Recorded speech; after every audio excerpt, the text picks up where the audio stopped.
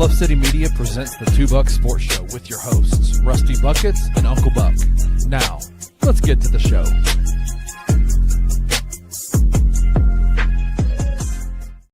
What is up, everybody? Happy, Tuesday? I am your co-host, Rusty Buckets, coming to you live here at 11 a.m. Central on Bluff City Media's YouTube channel. No co-host today. Drew Gann had some work come up. My calls for co-hosts went unanswered. So y'all get the $1 show today as we're hanging out here. But don't worry, we've got plenty to talk about today. It's a beautiful Tuesday here in Memphis. We've got college football on deck. The Grizzlies have 2 more preseason games this week before the regular season kicks off on the 22nd. And I have this nifty new podcast set up. My boom arm finally came in. And so if you see me beating around on this thing, knocking it over and bumping into it, no, you didn't, as I'm trying to figure out my new setup. Well, I started to reach out to you, man, but I just felt bad with it being, sometime in the wee hours of the morning over there in Australia. It's probably 3 a.m. over there. And we pre-recorded in the past, but I felt bad keeping you up that late. So in turn, you got Rusty Buckets here. But don't worry, jam-packed show today. Plenty to talk about in both the NBA and the college football world. But every Tuesday, look, just because I don't have a co-host today doesn't mean we're not going to start this Tuesday like we start every single show on Tuesdays, talking about what I've been eating lately. Because there's a big guy here in the South. Trust me, it's plenty. And I got a recipe for y'all we got to talk about.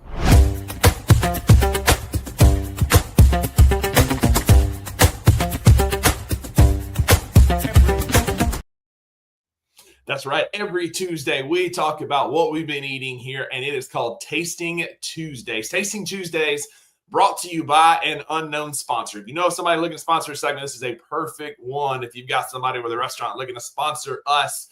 But, guys, I have recently, shout out, no free shout out, came into the ownership of a Blackstone grill. Love that thing. It's an outdoor griddle for those of you across the pond, which is who's in the comments. We got Wayno, we got Art here, both out of the country. Wayno in the great down under and Art in Brazil. Appreciate y'all being here. If you are on X, come on over to YouTube, hop in the comments, hang out with us. Would love for y'all to come and be a part of the show. And the comments section is usually where the show is popping off. And this is where I'm going to count on y'all to help me out today. But on this Tasting Tuesday, I did just acquire a Blackstone grill. Love that thing very, very much. Been using it a lot. Maggie and I have been the beneficiary of that quite a bit. And so this week, over the weekend, I was playing around trying to find a new recipe, and I found these hot honey barbecue chicken quesadillas on Pinterest. Yeah, I mean, they were phenomenal. You cook your chicken with your barbecue rub and sauce and seasonings as you would like it. You throw them on a quesadilla with some cheese, a little bit of extra barbecue sauce on there, and then serve it with as a quesadilla. And let me tell you, it was an absolute banger. I've been using that thing. I have done chicken fajitas. I have done steak and salmon on that thing. I'm telling you, that's one of the best purchases I've made in a long time. This is an absolutely free ad. They didn't pay for this, but it's been a home run acquisition for me. Absolutely love using that thing. And this hot honey barbecue was phenomenal. At Trader Joe's, they have this Carolina Gold mustard-based barbecue sauce that I used on top of some applewood rub on the chicken, a little Mexican mixed cheese on the quesadilla, cooked it up to crispy perfection, and it was right on time for me and Maggie the other night. So humble brag, but that guy was hitting just right the other night. So if you haven't got a Blackstone, I would highly recommend it. We got Labor Day coming up. We've got Thanksgiving coming up, where we're going to have some sales, I'm sure, at some of your local hardware stores. 10 out of 10 recommend the Blackstone and finding the hot honey barbecue chicken quesadilla recipe. But today, again, we've got plenty to talk about as we get into football season is in full swing, and the Memphis Grizzlies have got a lot of basketball coming up ahead of them. Let's talk a little bit of Grizzlies today.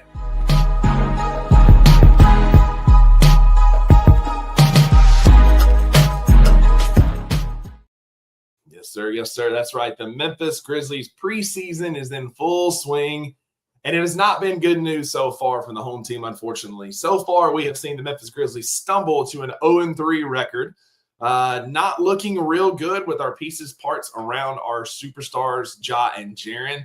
Unfortunately, what we've seen has been lackluster from Santi Aldama and Gigi Jackson and Vince in his one game. Cedric Howard has shown moments of hope where he's looked really good in fourth quarters. And like I said last week on the show, I hope that we get fourth quarter said all 4 quarters in a game coming up. And, you know, Wayno's right here in the comments. There is no record. I asked my co-host Drew on Monday who won the preseason championship last year. And if y'all can help me out, I don't remember who that was. But if you can remind me who won the preseason championship here in the comments, I would really appreciate it, because they don't give out a preseason championship. And so shout out to my guy, Tim from Atlanta. Luke Kennard looks great. Yeah, he's fool's gold, man. I hope y'all enjoy him while you can, because soon he's going to quit shooting. He had 4 points in the game the other night on Saturday against us. Then that was 4 more points than he had in that entire building for his entire career for the Memphis Grizzlies, as he finally put up some shots and was no longer just cardio Kennard. But, guys, we got some good news that has come out, right? Some videos were released this week. One, Ja Morant is back in the gym.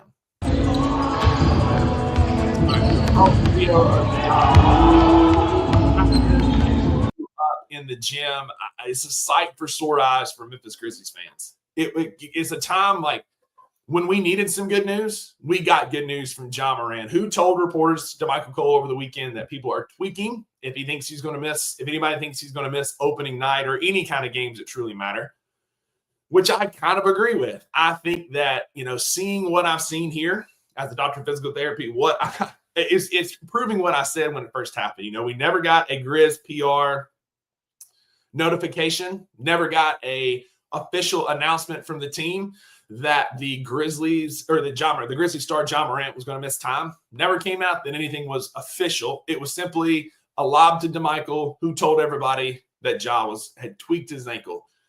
And since we never got that, we never got any full official diagnosis, I told y'all to stop worrying, that it's not a time to crash out, that it's time to let Ja rest. Ja said his goal is to play 82. So if he misses the first 5 that don't count, I told y'all that was fine with me. Like, it doesn't truly matter what comes in the preseason, because this doesn't act as a tiebreaker. This doesn't count towards the play-in or the playoffs. It doesn't help you in the NBA Cup.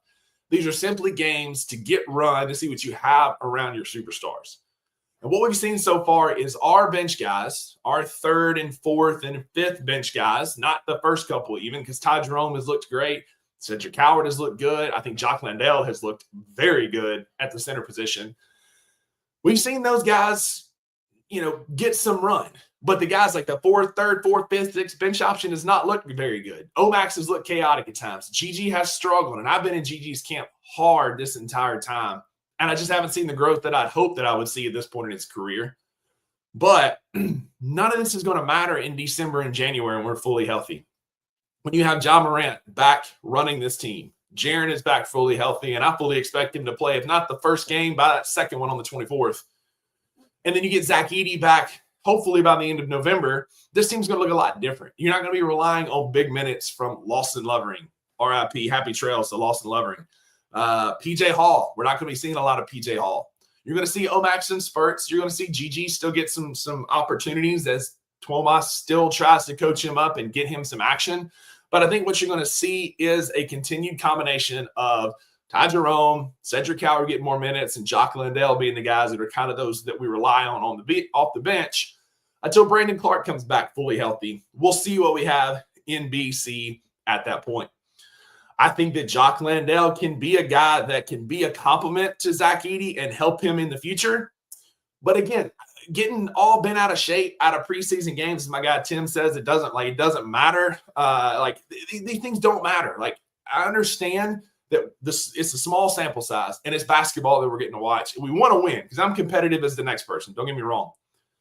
But seeing this video of Ja Morant getting some shots up, landing on that ankle, as Ninja DJ says here, is very, very good. It's very encouraging.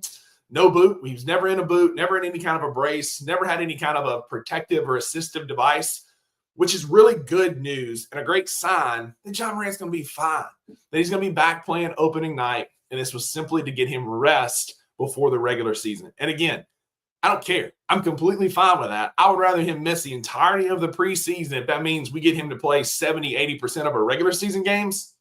I don't care to see Ja Morant in the preseason. But what was most encouraging to me was the video that I saw on Instagram of Jaren Jackson Jr. back playing full-time basketball. Now, again, it was against some LA Fitness looking dudes, and you imagine sitting at your desk all day long, working the stock market, selling insurance, making phone calls, and then you show up at LA Fitness to get a little workout in, and who is there? None other than NBA All-Star and former Defensive Player of the Year, Jaren Jackson, getting up buckets against you. Can't say I wouldn't be excited, but it wouldn't be on my bingo card, that's for sure. On this video, you didn't say, I push off on that foot. No reservation. No injury.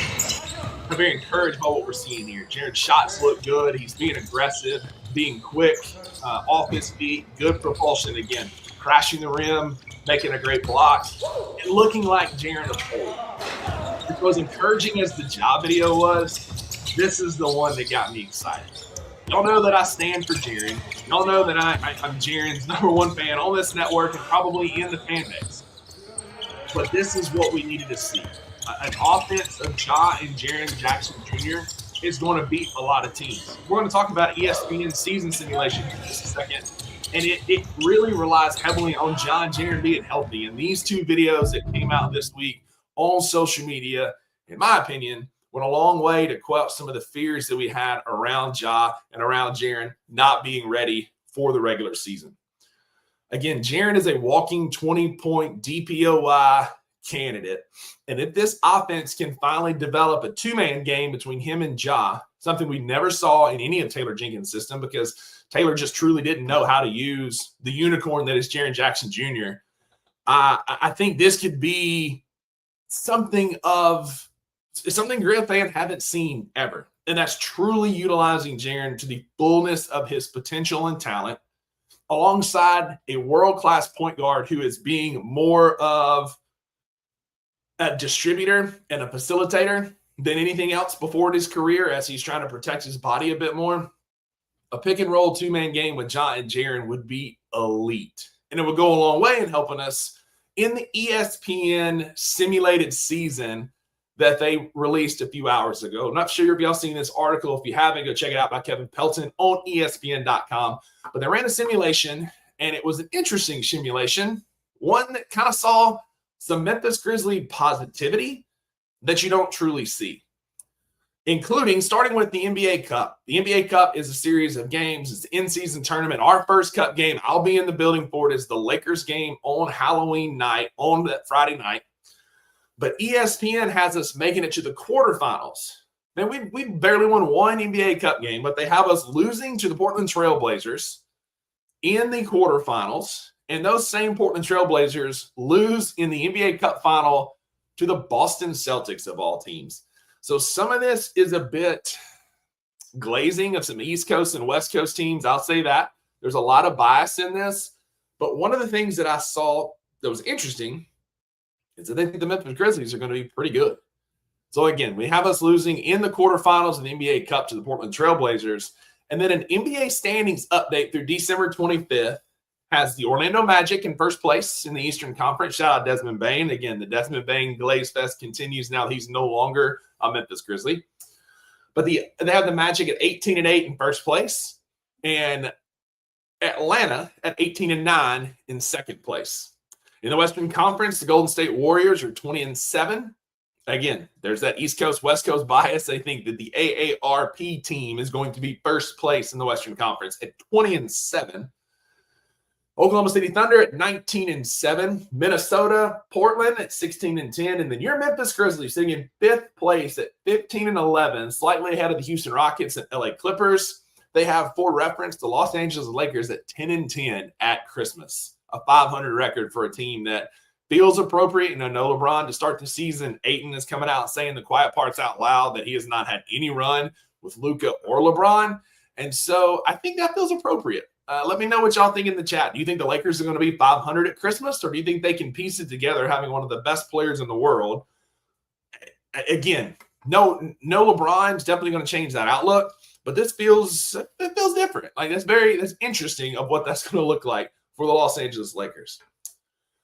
But by February 15th, it is titled Warriors All the Hype at the All-Star break. As the NBA gathered in the Intuit Dome in Inglewood, California, the Warriors are the talk of the league. Green, Jimmy Butler, and Steph on a West Coast roster thanks to Golden State's league best 42-13 record at the break. That is wild. You think that the Golden State Warriors are going to be 42-13 at the All-Star break? I got some oceanfront property on Lamar Avenue that I can send you because this is a wild take. 42-13. I don't know that Golden State's going to win 42 games the entire season. I don't know that I trust this team to be that good for that long. I think that 42-13 is a wild, wild aspiration. That's like pie in the sky. Everybody stays healthy, and this team is not average age of 36 years old. But I digress. 42-13, the Golden State Warriors have the best record at the All-Star break, followed by the Orlando Magic at 37-16 and the Oklahoma City Thunder at 38-18. But the Memphis Grizzlies are tied for fourth place with the Los Angeles Clippers, both of us at 33-21 in this simulation. That would mean that the Memphis Grizzlies have been healthy. That would mean that Ja Morant has came back and played the majority of our games, that Zach Edey is back playing meaningful basketball, and that Jaren and Ja have figured out a two-man game. For us to get to 33 wins by the All-Star break, I think all of us would agree that that would be a home run start to the season. I think that that would have us a pie in the sky, like best opportunity, big, like eyes on the future, and making a change at the trade deadline if that's truly the case. Got my guy Wayno hopping in here, sir, to talk a little hoops. Thank you for joining me, sir. I know that it is the wee hours of the morning in Sydney, so I appreciate you hopping in, man. Thank you very much for joining me here to talk a little hoops. But what do you think? Golden State 42-13 at the All-Star break? Like, is that real life? That's so odd. That's so odd. That's what I'm saying. Like, that might be the wildest thing I've seen on ESPN in a long time. Like, I know that they love to, like, hype up and puff air at Golden State, Boston, Orlando, some of these teams on the coast. But 42-13 from a team whose average age is 36 years old.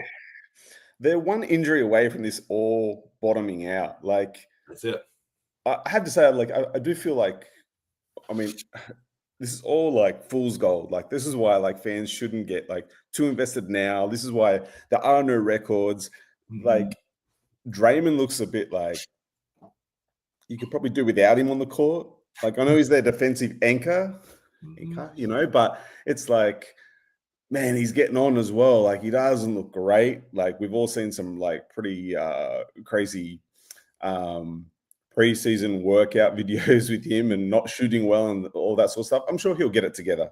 But like, I just feel like that team is just, well, they're definitely one Steph Curry injury away from it all falling apart. Mm-hmm. I've got to say, Kuminga looks good though. If they play him. Yeah. Yeah. And I mean, you never know what Steve Kerr's going to do with him. You don't know what it's going to look like. But like right now, he looks healthy. He looks good. He looks strong. We'll see what it looks to. But having them at the end of April, end of March, heading into April 2026, an ESPN simulation, the Eastern Conference is kind of painting out how we think it's going to be, right? Orlando in first, the Knicks in second, the Hawks in third, and the Indiana Pacers in fourth, right? Like, that's how we think it's going to go in the Eastern Conference. Yeah, look, everyone's riding really high in Orlando, and I think it's just garbage. Like, they still don't have a pass-first player. Mm-hmm. Like, I don't know what happened to Tyus over the years. He went from, you know, looking fantastic in Memphis to, where did he go? He went to Washington to get his big starting break. That fell apart. He went to Phoenix, who was screaming for a pass-first point guard, and that, like, just fell apart. And, like, I don't know, like, we've just seen too much of the same. The preseason Orlando game I did watch, they were using Bane as the facilitator, and I was like, oh no. You've seen this. Flashbacks, PTSD going on. But, you know, and that's not to hate on Bane, but, I mean, they just need a decent guard on that squad who is a pass-first point guard who's going to distribute the ball to those guys, and that's where they're going to come undone. Mm-hmm. Yeah, agreed. I think that there is potential for this Orlando team to be really good. but they, like Sure. Memphis, are one player away. It feels like it's like Jalen Suggs can be a facilitator, but that's not really been his game so far. And so Yeah. it's a lot of dudes who can score and can get buckets and can run ISOs. But to me, it's not a lot of guys that are like you said, that pass first mentality, like we've seen from John Morant. Yeah, and look, they've got a like. I agree with Art in the comments. Like, they're going to be a solid squad. Like, don't get me wrong, but like, I just feel like don't put all your stock in Orlando right now. Yeah, agreed. Well, ESPN in their simulation that's going so well. They have the Indiana Pacers with a better record than the Cleveland Cavaliers. They have Boston going 19-30 after winning the NBA Cup. So they come back down to earth, which feels like could happen. I mean, Jaylen Brown, Derek White is kind of the only things they have on that team. Yeah. But the Western Conference is where it's interesting. So Golden State is 56-19 at the end of March per the simulation. A team of an average age of 36 years old. Again, Steph is one of the best teams, one of the best players in the history of the league, can score in buckets. Jimmy Butler notoriously does not take the regular season serious at all. And Draymond Green, who's going to foul out, get tossed, and be an overall menace, they're only going to lose 19 games through the end of March. According to ESPN, I find that hard to believe. But they do have Oklahoma City closing in 2.5 games behind. The Nuggets in third place at 49-27. And the Memphis Grizzlies at 47-28 at the end of March. Bueno, I think we can agree that if we're 47-28 at the end of March, that Tomas Isolo has done a hell of a job and could be a candidate for Coach of the Year in his first season in Memphis. Yeah, I'm trying not to get to like, you guys know I've been a big Isolo guy, like since it was announced, so I'm trying not to get too high or too low. I mean, going off face value of the preseason games, I mean, it hasn't looked good, but we've discussed that, like, hey, he's like shaking out the rest of his roster. We are missing some like pretty big starting pieces, so it will all come together. But again, I think I said last time I was on the show, it's like for all Jenkins issues, especially last season, he did prove that he could win without the superstars. So I want to see a system put in place. Well, I want to see this current system put in place that shows that the system is good enough to win without these, without our key guys in. Yeah, I don't know. I'm just trying not to get too high on it because, it is new territory we're treading on here with this system being implemented. At first glance, it looks like a run and gun kind of system, but it's a bit more than that. It is proven, but it's proven overseas. So I just want to see it translate. I think Grizzlies fans, we deserve that. Just one more thing on Golden State. Like, let's realize we're Grizzlies fans here. They're going to be the thorn on our side, no matter what. Listen, like, yes, they're old, but they got experience. They got very good players. I mean, yeah, Jimmy Butler doesn't take the regular season too seriously, but they don't call him playoff Jimmy for no reason as well. Well, and that's what's wild. Like, I think that Golden State can get in as like the 6 or 7 seed and be a dangerous team in the playoffs. But we're talking about regular season games here. They end the season, according to ESPN.com's 2025-2026 NBA season simulation, Wayno, on a 10-game winning streak to finish the season 63-19. 63-19. Your Golden State Warriors, the most wins they've had since 2016-17. That's a big 60 wins. That's huge, man. On these old legs, you got Al Horford, again, Jimmy Butler, DeAnthony Melton, like older players, right? They're not trotting out a bunch of young guys. And again, Jimmy Butler does not take the regular season serious at all. So you mean to tell me that a team with older legs is going to go 63-19 across a grueling NBA season grind? I can understand some regression back to the mean for Oklahoma City. They have them at 58-24, still a hell of a season. But I just don't see 63 wins for this Golden State team. I may be wrong, but I think I like my chances of taking the FanDuel under on Golden State's wins more than the way over at 63 wins. get the ice packs out because Al Horford's gonna need them. Brother. Brother. Like, and I love Al Horford. Like, I love Al Horford. But yeah, see, because FanDuel and ESPN do not align on a lot of things. In this, are they bored? I think they're just bored. They're waiting for the season to start, and they put these lists out. That's gotta be what it is. And they've got to be like, this guy's clearly got a Golden State bias to think that they're actually going to win 63 games this year. That's FanDuel right now. Like, if they're getting that, Steve Kerr's getting Coach of the Year. 1,000%. Like, they're drinking MJ special stuff at halftime. Like, I don't care. Like, that's a crazy take for me. That's because the over/under on FanDuel.com right now, the official sports odds partner of Bluff City Media, is 47.5 wins. And I feel like that's much more appropriate at 47.5 wins than at 63 wins. I mean, if you're Golden State too, you're not looking for that.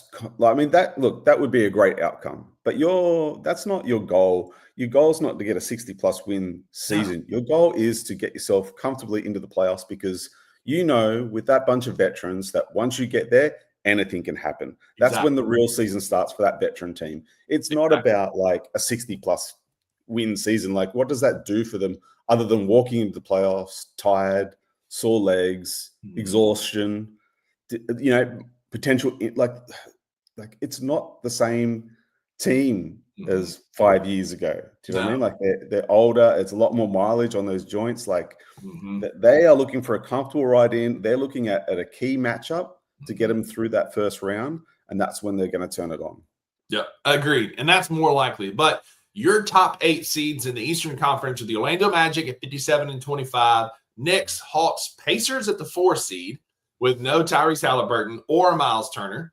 The Raptors 5, Bucks 6, Cavs 7, Heat 8, 9, Chicago, and 10, Boston. That's your top 10 that would essentially be the playoff teams in the Eastern Conference.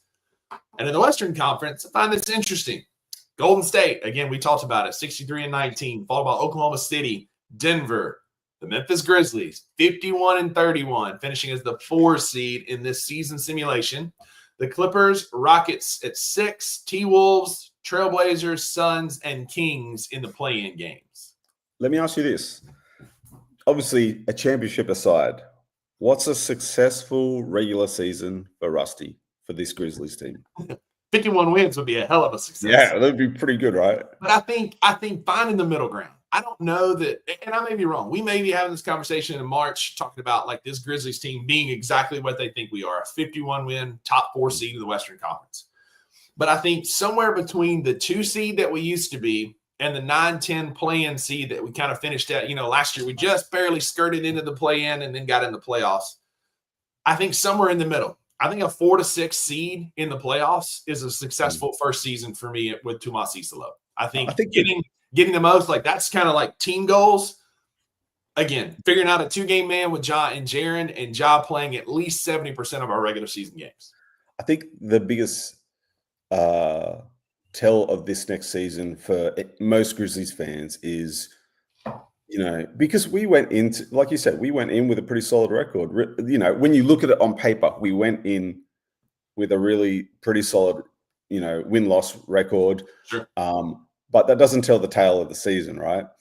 So I think for us heading into, this new season, I mean, we've got to show that we can beat the good teams, because much like I just spoke about Golden State, for Memphis, finishing top of the West, second in the West. I actually don't even care about finishing second in the West. We've done that.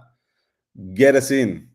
Get us in. Show through the regular season we can beat these good veteran teams throughout the regular season. That way we have a chance. And I don't want to hear y'all in November and December again. Last year when I was sounding the horn, and even my co-host, not this one, but the other co-host, Drew Gann, telling me, oh, it's November. These games don't matter. But we were losing to Brooklyn and Chicago and losing those games that we shouldn't have been losing, only for that to come back and bite us because we couldn't beat the competitive teams down the stretch when our schedule got harder. And we weren't even competitive with those top seeds in the Western Conference. And so I agree. I think We've done it. The 2 seed, that's awesome. That's front runner, right? We were front runners on those years. Like, let's be a solid basketball team, like you said earlier about Golden State, that comfortably gets in the playoffs and then makes some noise. That's when you can turn it on. Get out of the first round. Go, if you're in that, like, as constructed, if that's how it finishes, you'd be playing Minnesota, somebody like that coming out of the play-in. I'd take that all stinging day. Your first round, you're in the 4-5. So your first round matchup will be the Clippers, which is an uphill battle because they're playoff tested, but they got James Harden, who notoriously out in playoffs. I have seen some monumental James Harden MIA meal cartons in my time watching NBA hoops, and nothing screams louder than that Houston series where that whole with CP3 and they all just fell apart. Yeah, they just all fell apart. So like, yeah, I'd take a Clippers matchup. They would be tough though. Like, Zubac is a problem for Zach Edey in the post. I mean, that's a load. And then you got John Collins, who's super athletic. Yeah. A big matchup for Jaren. Like, that could be a good – I would like that series. It depends on if Kawhi's healthy. Is Bradley Beal healthy and contributing? James Harden doesn't truly matter because he won't be – I mean, he doesn't play in the playoffs. He doesn't really matter. Every year we have a hill to get over. And I just wonder, like, what's our hill? Are we going to get to the top of the hill and roll on the other side, or are we going to roll backwards and fall on our face? You're the man, you got to beat the man, as Ric Flair says. So, I mean, I would love for that hill to be the Clippers and let's beat them. But as we wrap up this season simulation, the draft lottery is also not very kind to us. The first overall pick goes to the Jazz. The second goes to the Hawks, Nets, Wizards, T-Wolves, Hornets. You got to go all the way down to pick number 13 for the Memphis Grizzlies. Thinking that the Phoenix Suns, once again, are going to finish in the 9th seed as the 9th seed in the Western Conference and make the play-in game. I don't see it, man. I just like that one, even almost as much as Golden State winning 63 games. I don't see Phoenix getting to the 9th seed because it's a bunch of point guards and 2 centers who can't stay, 2 former Charlotte Hornets who can't stay healthy in the post. I mean, ESPN is fantastic for a laugh. They're like talking to my 12-year-old son about hoops. Like, it's just like, what? They're so sporadic, talking about highlights the whole time. Like, yeah, I saw the highlights too, buddy. There's a bit more to the game than that, It's like, what they are bored. ESPN are bored. Yeah, that's got to be it. But as constructed, the first round, they have the Magic, Knicks, Hawks, and Raptors advancing. And in the Western Conference, they have the Warriors beating the Kings 4-1, the Thunder, Rockets, and the Clippers upsetting the Memphis Grizzlies, bounced in the first round. Color me shocked there. Wow. In the Eastern Conference semis, they have the Magic and the Knicks coming out of the Eastern Conference. And in the Western Conference, it's the Warriors and the Thunder. Setting up conference finals, the Orlando Magic against the New York Knicks. And in the Western Conference, the Golden State Warriors, who have now are at 60. So they won 63. That puts them at 67, 71 wins on the season. 71 wins for the Golden State Warriors facing Oklahoma City in the Western Conference Finals. You think that's going to happen? Once again, I got oceanfront property on Lamar Avenue we need to talk about. Did they ask Andre Iguodala and Kendrick Perkins to team up at ESPN and put this together? Is that what this is? I mean, this is the wildest thing. The wildest thing. It says, meanwhile, in the battle, and this is the best part, the 71-win Golden State Warriors beat the Oklahoma City Thunder 4-2 to put them at 75 wins heading into the NBA Finals. And the summary is this. Meanwhile, in a battle of the NBA's last dynasty against a team aspiring to become one, the Warriors lived up to Draymond Green's season-long hype. The team split the first 2 games of the series before Golden State won the pivotal Game 5 and then closed it out at Oklahoma City on the road to host the NBA Finals. My thoughts exactly. But this is when it kind of comes back to reality a little bit, I guess. They have the Warriors finishing with 78 wins and losing to the Orlando Magic in 7 games in the NBA Finals. Orlando getting their first NBA title, winning the ship over Golden State 4-3. Wow. If only it was that easy to pen out the season, and have it play out the way you think it was. Like, I love all these lists because they always get blown. Like, injuries happen. Sure. Chemistry happens. Sure. Like, new teams rise. Like, that's the beauty of NBA hoops. Do you know what I mean? Like, these lists always get blown out of the water. So always take them with like a pinch of salt because my goodness, someone over there is cooking with the creativity. Let me tell you. That's ridiculous. That's I'm with Art in the comments, though. I think it was. Black Ninja DJ. Like all us Grizzlies fans are going to be super interested in that Phoenix season, and how that goes. Like, that's a real like. My only thing with it is that, like, all right, we get a high pick. Like, yeah, are we kind of over rookies? Mm-hmm. Like, does another rookie next season really help us? It is, to me, if it's one of the top 3 picks, because it's a very top-heavy draft next year. Yeah. And if you can land in that 3, if we can land in that, let's say we get that 3rd pick, that's likely going to be one of the Boozer kids and can be a post player for the future, kind of the guy behind Jaren, right? Like, kind of that. You got Cedric Coward that's kind of coming in. He could fit that timeline with Jalen, Cedric, and then Boozer would be the 3 on that new timeline. If you start getting in like 5th or 6th or somewhere in there, then I'm team trade the pick for a established player if we're going to win now, like Zach Kleiman keeps saying we're going to. Yeah. I noticed you didn't say Gigi then. Sorry. Sorry. I love Gigi, bro. I'm big on Gigi, man, but I'm struggling, Leno. I'm struggling. But as we wrap this up, again, we talked about playoff odds earlier. Again, ESPN has 51 wins in the regular season, being a 4 seed in the NBA playoffs. So they would say you should hammer the yes on playoffs here at plus 154 on FanDuel. I think that we both would agree that yes, we should. They have us at plus 105 in the play-in on FanDuel.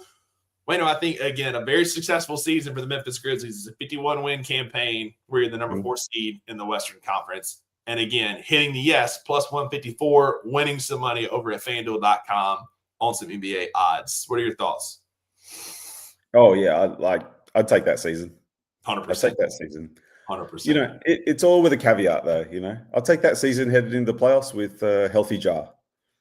That's the biggest thing. I mean, again, if Ja plays 70% of our games, the rest truly doesn't matter. I'll say this. I'll take last season with a healthy Ja. I like that. Yeah, because, I mean, last season with a healthy Ja, though, does look different. Like, I think we can agree, like, a healthy Ja puts us as a top 5 seed in the Western Conference. I mean, like, I know it's super small sample size, right, in that but, like, and Ja coming out and saying that, I don't think it was too much ego, that him saying, he'd figured out OKC and how he was going to play. Perception of the way it was taken. Because, man, look at that half he played. Mm-hmm. Like, we were steamrolling. We were. They had no answer for Ja Morant. None.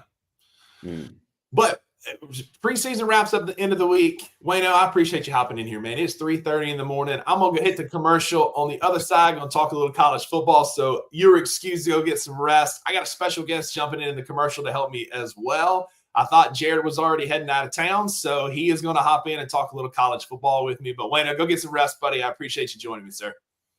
On the other side of the commercial break, we're talking coaching carousels and the AP Top 25.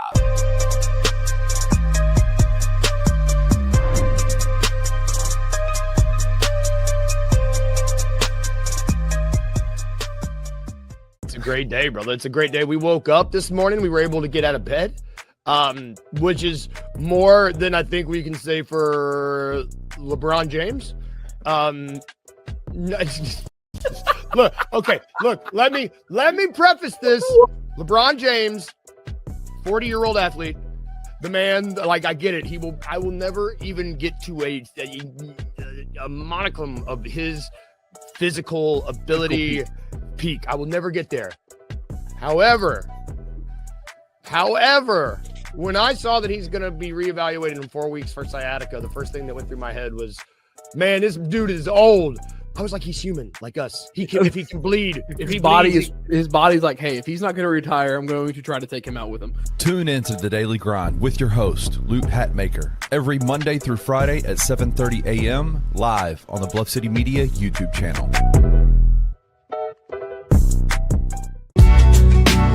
In the heart of the Highland Strip for 27 years, Trilogy Tattoo has helped tell stories for Memphians for generations.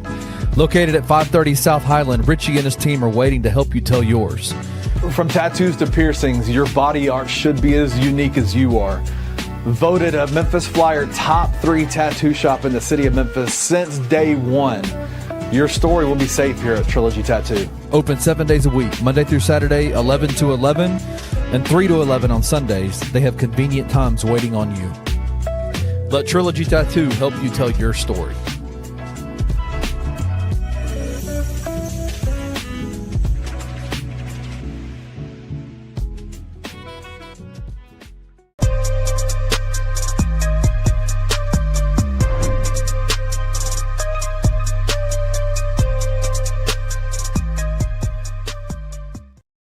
Welcome back to the $2 Sports Show. I got my guy, Jared Davidson, hopping in with me. Thought he was out of town. Appreciate you coming to the rescue here, so I got to tote this water by myself, man. Thank you very much. I appreciate it.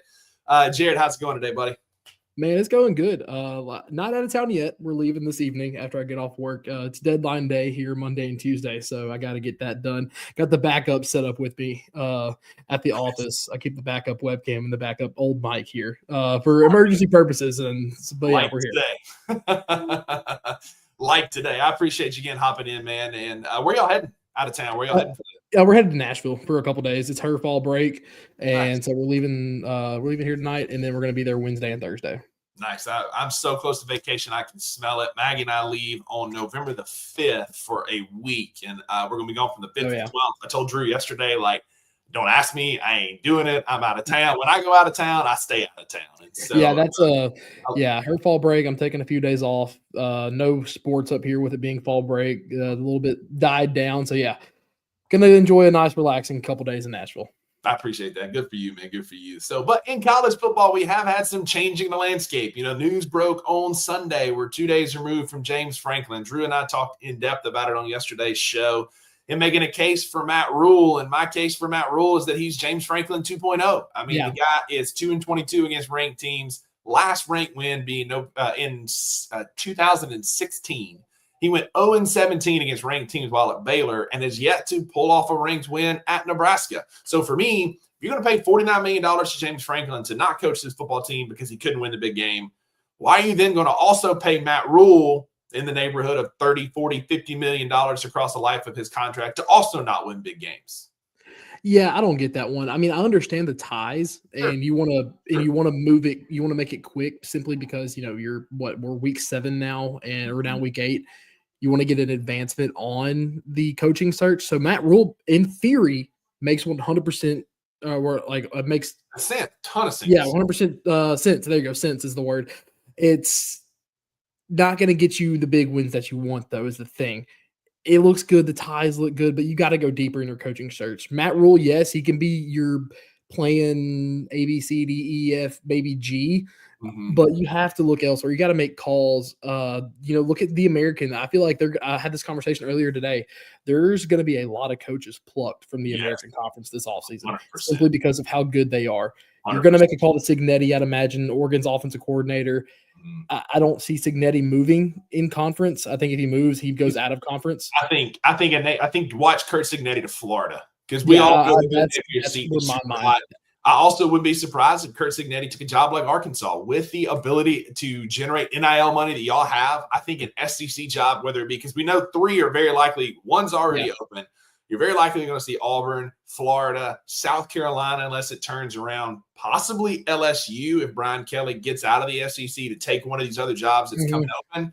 There's going to be a lot of SEC jobs opened up. And Drew made a good point. I do think that, if Kurt Cignetti and Matt Rule, say Matt Rule takes the Auburn job or something and comes down or takes the Arkansas job, I do think that raises the floor of SEC head coaches. But again, he's too much like James Franklin. For me, there's a couple names in doing some research and listening to some other guys. I like the Matt Campbell suggestion from Iowa State, because if you can go to Iowa State, it's not going to be a flashy, sexy, No. oh my God, here's Matt Campbell kind of hire. But if you want to win football games, Matt Campbell's a guy who wins football games. Like, Yeah. if you can go, he had Iowa State in a Big 12 championship game last year. Mhm. Another game, if you want to be sexy, splashy, and go get a guy, Kenny Dillingham. Yeah. Former Memphis Tiger coach, like, guy is running a hell of a program at Arizona State, winning a ton of football games. You want to go get a guy that can win? Maybe Kenny Dillingham is your guy. But I think you make Curt Cignetti say no. I agree. He's not going to stay within conference. If he leaves Indiana, which he's on the cusp of another playoff berth, I don't know why you would make it's not a lateral move from a program standpoint, but a lateral move within the conference. Yep. Or you go try your hand in the biggest conference in the country, in the best sport in the world, at an SEC head job. But Matt Rule just feels like a very safe, generic hire. Yeah, that feels like hey, we don't want to make a splashy hire and we win 6 games when Matt Rule can, guarantee you 6 games and not beat a ranked opponent. Yep. I think another name that hasn't been touted, I feel like they're going to try to make a run at Rhett Lashley. I mean, his name popped up in some openings recently as well. He took SMU to the playoff last year. He's going to be a guy to eye. I know his name's been toted around Arkansas a lot, but I would not be shocked one bit if they do make a call to Rhett Lashley. I mean, that's the perks. You have these open jobs early enough, you're going to make as many calls as you can, and whether they're in season or late season, I have a feeling these coaching vacancies are going to be not open long after the postseason is over. Yeah, because we already talked about it. Like, I think a few coaching jobs, and some of these are a bit more desirable, I think, than Penn State. Penn State is a good job. It's got a great atmosphere. You've got, fun. The whiteout is fun. I don't know that it's as it's a fun atmosphere, but it's not a daunting place to play like it used to be. So Penn State is an elite job. I'm not trying to say it's not. I think it's a good job if that's what you want. But you're going to have jobs at Florida. Very likely it's going to be open. Auburn. Hugh Freeze is definitely fallen out of favor over on the Plains. Yeah. Mike Norvell could be out at Florida State. Bill Belichick, despite what he is saying, North Carolina, very likely to be open. Some other jobs could be coming open. Again, Wisconsin, South Carolina. I think Shane Beamer's seat is in fuego. And I don't know how he kind of hangs on, especially because we've talked about him. Curt Cignetti makes a lot of these guys look foolish, right? Because the old adage of, and it's still a thing, like, I still believe that a coach needs 3 or 4 seasons to truly get his players and his system and his culture built. But Curt Cignetti is boo-booing all over that in Indiana. We're 2 years removed from Indiana winning 2 football games. And since then, with Curt Cignetti, all they've done is gone to the playoffs last year. Now, they got embarrassed, but they're heading towards the playoffs again this year. And it puts a lot more heat on guys like Billy Napier, like Hugh Freeze, like Shane Beamer, who've been there a while, and it's just like, hey, like, my system's coming up, like, it's taking some time. So I thought we'd take a few minutes, Jared, we kind of rank maybe the hot seats, like which coaches, number 1 being the hottest seat, number 5 being, a hot seat. I thought we kind of ranked some of the coaches, in our opinion, whose seats are all kind of warming up and getting uncomfortable, right? So for me, I think number 5, I've talked about him, is Shane Beamer. I think at South Carolina, I think his seat is hot. I don't know that it's as hot as some of the ones that are ahead of him, but I think Shane Beamer is in a very uncomfortable situation in South Carolina, given the fact that Lenore Sellers is there. You rebuilt your staff. You've got Dylan Stewart. Like, you got guys that are Carolina guys, and you just can't quite get over the hump. Yes, they were somewhat competitive with LSU for a little bit, but I haven't seen a lot from that team that inspires a lot of confidence that Beamer is going to turn it around. Yeah, I mean, if you have a season like you did last year where you finish strong and, that 3-3 record now, you look back and it's like, hey, I can't believe we were 3-3 and we finished great. That seat cools off a tiny bit.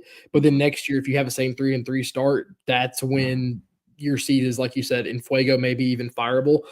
Like you said, I don't think his seat is as hot as other guys that we're probably sitting here about to mention. It's just, if this falls off a cliff and he doesn't make a bowl game, or if he barely scrapes into the Liberty Bowl at 6-6, I think they pull the trigger on that. And because with a guy like Lenore Sellers in the backfield, to be 3-3 right now, I saw a tweet the other day.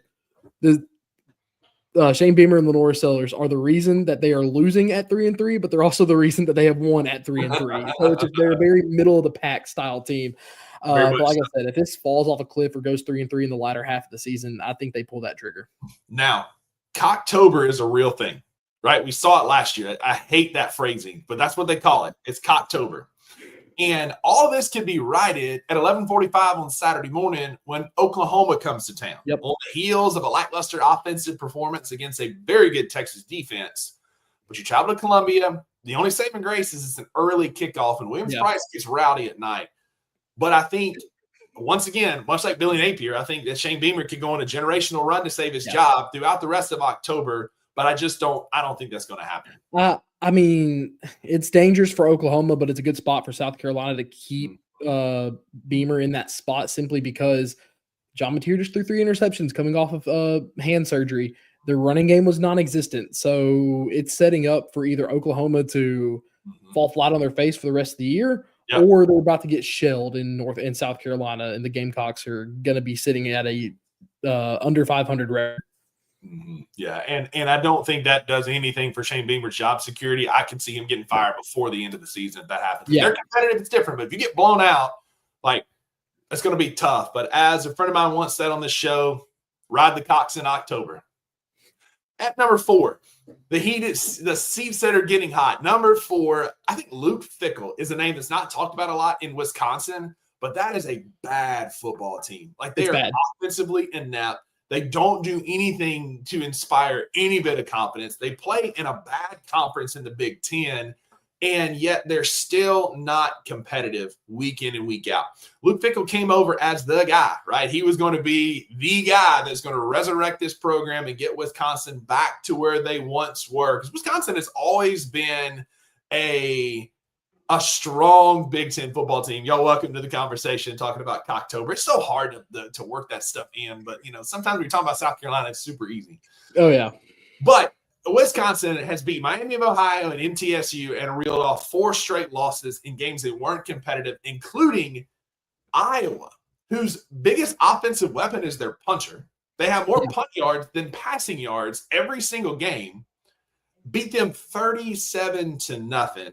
Luke Fickell's job does not get any easier because they play on the 18th. They play this weekend Ohio State, followed by going to Autzen Stadium against Oregon, Washington, Indiana, and Illinois and Minnesota finish out the season.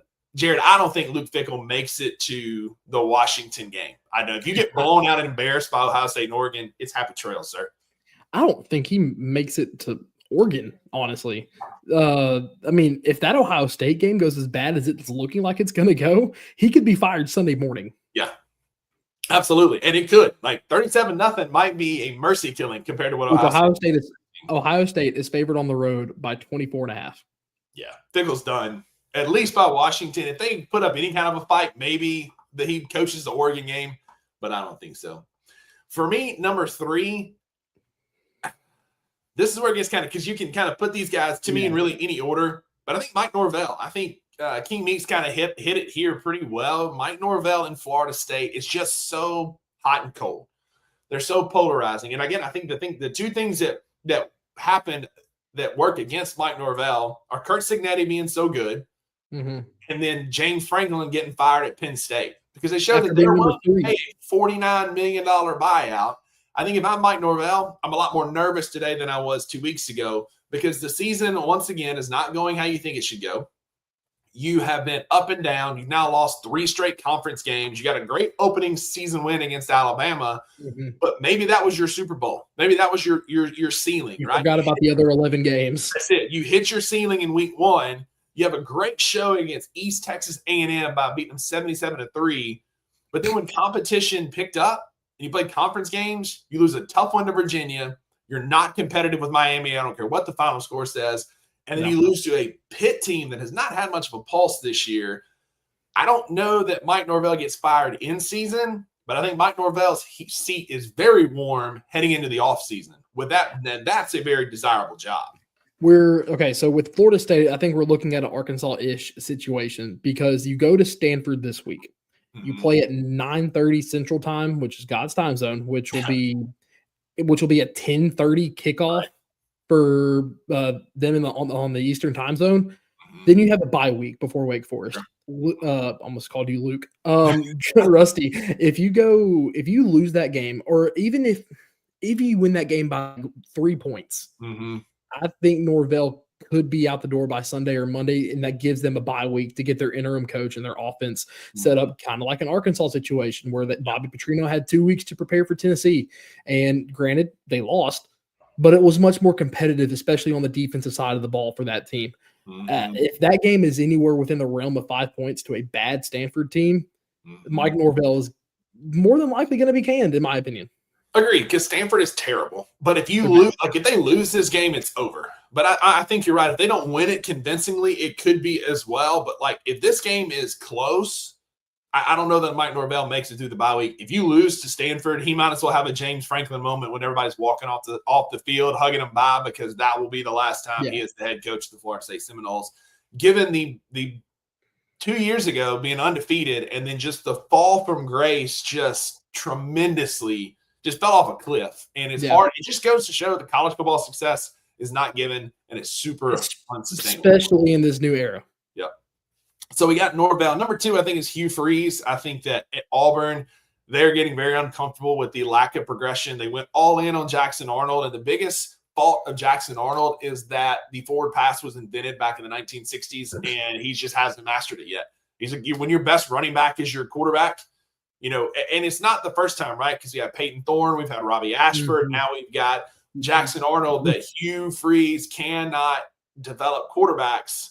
I think his time in Auburn is coming up very, very soon. Well, it is. They're wasting a really good defense, Rusty. Like an elite defense that has allowed. Cam Coleman's a freaking alien at wide receiver, and nobody can get him the ball. Like he's going to be a pro's pro, a great wide receiver in the NFL, and nobody can get him the football. No, they can't. And it reminds me of a situation of like Anthony Edwards on the basketball side at Georgia. Great talent, is going to be a high draft pick, but you play on a bad team where the results aren't going to be there. Luke, their defense, Rusty, their defense has allowed over 20 points one time this year, and that was against Oklahoma in that loss. Yeah, 100%. This offense is bad. Hugh Freeze has lost any sort of fastball that he ever did have. Now, granted, some of the offenses at Ole Miss weren't that great either, but it's ugly at Auburn, and I'm shocked it's taking this long. Agreed. And it could be over if you're not competitive against Missouri this weekend. It could be over at that point, because it felt like Auburn was like your punch. The Oklahoma game was your haymaker. That's where you give everything you had, and you came up short. And only since then it has gotten worse. You've scored 17, 10, and 10. Like, you can't muster any kind of offensive pulse. I think this season is getting well out of hand really quickly for Auburn. And I would be surprised if he's still employed, by the end of the year for the Alabama game. But if they lose to Missouri and then your boys Arkansas take care of them at home, it's a wrap. He won't see Kentucky. Bobby P has a history against Auburn, so that could be it. Yeah. And the most obvious answer of the day being Billy Napier. I think that Napier's seat is super hot. Again, they look like a team that's running out of gas, right? Yeah. They beat Long Island. Then they just had an abysmal stretch. DJ Lagway was 5 interceptions against LSU, 2 against Miami, only for them to come out and look like world beaters against Texas. But was that their Super Bowl? That was their punch. That was their opportunity to go get a win. And then they played A&M last weekend and were not competitive. They just couldn't muster anything offensively, lost 34-17 at A&M. And there's a history there with Florida head coaches getting fired after losing to Mississippi State. Yep. Called getting crooned. We got Ron Zook fired many years ago when he lost to us. There's an opportunity there where they're homecoming. It's a 3:15 kick. I feel like Mississippi State has a really good chance because we're getting a bit healthier. We're coming off of a bye week, a much needed bye week. I think if we beat them, then he gets crooned, and it's a completely different coaching staff against Georgia. Oh, 100%. I mean, you look at their win against Texas. It was off of a bye week as well. 2 weeks to prepare for that game and get ready for it and treat it like your Super Bowl, as you said. Mississippi State, who has looked leagues above what everyone thought they were going to be, and props to you for calling it. They've already hit their over on the wins this year. Yes, take your bow. But I mean, if they Luke, you picked Mississippi State as your homecoming because you thought they're going to be bad, and now they're sitting in a much better spot than Florida. It's gonna be ugly if this game is a Mississippi State win, which I do think State can go down into the swamp. It's not a night game in the swamp, Rusty. When it's not at night, it doesn't seem as scary. It's not, and so I think even if they beat us, but it's competitive, their bye week is next. Like I think there's a world even with the win, Billy Napier gets the Georgia because they got a bye week after us before Georgia. I really think that if they don't go blow us out, I think Billy Napier can still get canned before Georgia. But I think we can win the game. Josh Pate picked us as one of his Ramen Noodle Express. We're a 9.5-point road dog. Mm-hmm. A lot of points for us. Dude, coming off of a bye, I don't know, man. This smells like a Mississippi State upset. Yeah, I kind of thought Penn State would wait till after the Iowa game to pull the trigger and kind of keep that trend of coaches being fired on like the week of the bye week. They pulled it a little bit early before they go to Ohio State and at Iowa. I think you're seeing a little bit of a trend with giving your interim coaches some time to prepare for that next game and see what you got. That's it. You're looking at another bye week where another coach could be fired. It's crazy. I think this may be with all the NIL and seeing the first few big dominoes fall of trying to get ahead of the offseason coaching search. You're about to see several more schools and athletic directors and boosters fall in line and say, hey, other schools are getting ahead of coaching searches. We're going to lose our picking of what we want. Now we have to make this firing now. Yep. Couldn't agree more. But as we start to wrap up the show here, I did want to get some updated SEC championship odds. The SEC has kind of changed. Beginning of the year, it was Texas, it was Georgia, then it was everybody else. Right now, the Alabama Crimson Tide on FanDuel are the odds-on favorite with plus odds to win the SEC, plus 160. Texas A&M clocking in at plus 480 next, followed by Georgia, Ole Miss, Texas, and Oklahoma. If you had told me that Alabama and A&M were going to be the top two odds-on favorites by the midpoint of the season, Jared, I'd have laughed at you. I was not big on Alabama. They needed a get-right game, and they got it in week one. And all they've done since then is they reeled off 3 consecutive, could be 4 consecutive if they get a big win this weekend against Tennessee, 4 consecutive top 25 wins without a bye. Impressive. And I'll give you props because you told me early on that Ty Simpson is going to be better than I thought he was going to be. So it is my turn to give you your flowers. Ty Simpson has been amazing for the Crimson Tide. Yeah, no, he's been great. I mean, obviously – his first collegiate start came on the road at a hostile Florida State environment where it's Gus Malzahn against Alabama. Weird things happen, and granted, weird things happened, and Florida State started to fall off a cliff. He's making plays in big spots when you need them. You look at Georgia, where he had those 3 first-half touchdowns, and then, as I mentioned to Luke, played the greatest game of keep away in the history of college football against Vanderbilt. Stepped up, You're seeing a maturity from him that you saw Nick Saban instill in his teams. He's a perfect mix of a Saban quarterback and a Kalen DeBoer quarterback. 100%. He doesn't blame anybody. He, after the offense. Yeah, after the Vanderbilt game, he's like, I can't take those 4 sacks. That's on me. His greatest decision making. You saw it against Missouri when they won 27-24. He's now, I believe, the second favorite in the Heisman poll behind Carson Beck. It's good. Like I said, he had that one shaky game early because it's first collegiate start on the road, hostile Tallahassee. Now you're setting up against Rusty. I don't know if you know this. It's a little bit of a not revenge game, but a personal game this week because Tennessee fans in Tennessee came after Ty Simpson hard, being out of a Tennessee school. And a winning state just a few hours from Knoxville, getting to watch. He chose Alabama. Tennessee fans went haywire. So this game's going to be hostile. Mm-hmm. It's going to be hostile. It's going to be an ugly game. It's in Tuscaloosa, 6:30 on Saturday. It'll be one of the games Drew and I pick on Friday. But of this list, I think some of the best teams outside of Alabama, I do feel like Alabama is back in the driver's seat after Alabama being gone. I think A&M has a really good shot. I think Ole Miss has a pretty good shot because of their schedule. Ole Miss's schedule is pretty good and very favorable down the stretch. It's a lot better than some of these other gauntlets that other teams are having to run through. And I wouldn't sleep on Georgia. Obviously, Kirby Smart has them. I think the Alabama game was their get-right game. But I don't know that Georgia has the dogs to go win the SEC. Now, I think they could still finish with 1 loss. I don't know. but it just doesn't feel like the Georgias of old. It feels like a team that is a bunch of coachable dudes who play really hard and are going to win some games. And I look for them to upset. I guess you could call it an upset. I haven't seen the odds. I hadn't checked FanDuel yet. I don't think Ole Miss is going to beat them this weekend. I think Gunnar Stockton and them are going to control the football. I think Georgia's getting right at the right time. Ole Miss just always has that one loss, and I think it could beat Georgia this weekend. And the caveat as to why A&M, I think, is plus 480, Bama and A&M do not meet in the regular season. Exactly. They will have a chance to go to Georgia and be both teams undefeated in conference play going into that ball game. Let's see, A&M's remaining schedule. Arkansas this week, that game's always kooky. It's not in Dallas anymore. It's in Fayetteville. You go on the road to LSU, on the road to Missouri. Why does Missouri have so many freaking home games? Besides the point, they're at home versus South Carolina. You have your annual FCS game at the end of that with Samford, and then you're on the road at Texas. They have a little bit of a hard stretch to end it, but there's a solid chance you have. I mean, do Ole Miss and Alabama play? No. So you're looking at Ole Miss is not bad after Georgia. So after Georgia, they do have favorable. It's Oklahoma, South Carolina, the Citadel, Florida, and Mississippi State. There's a chance we have a three-way tie of an undefeated conference to end it.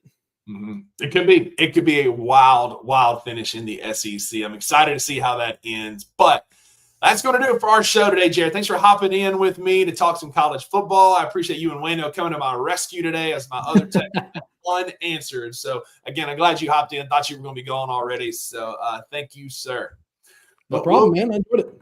Yeah, man. We'll be back tomorrow live at 11 a.m. Central on Bluff City Media's YouTube channel. If you're here at the hour 7 mark, hit like, give us a thumbs up. Go ahead and turn those notifications on, subscribe so you can hear when us and the other great shows, Jared being on the Daily Grind in the morning, when it goes live, y'all can be right there with us. We appreciate y'all hanging out. In the meantime, y'all go be a friend to somebody who needs a friend. We'll see y'all tomorrow. Thank you for listening to the Two Buck Sports Show. If you enjoyed this episode, leave a rating and a review wherever you download your podcasts. Also, like and subscribe to Bluff City Media's YouTube page. We'll see you back here next time.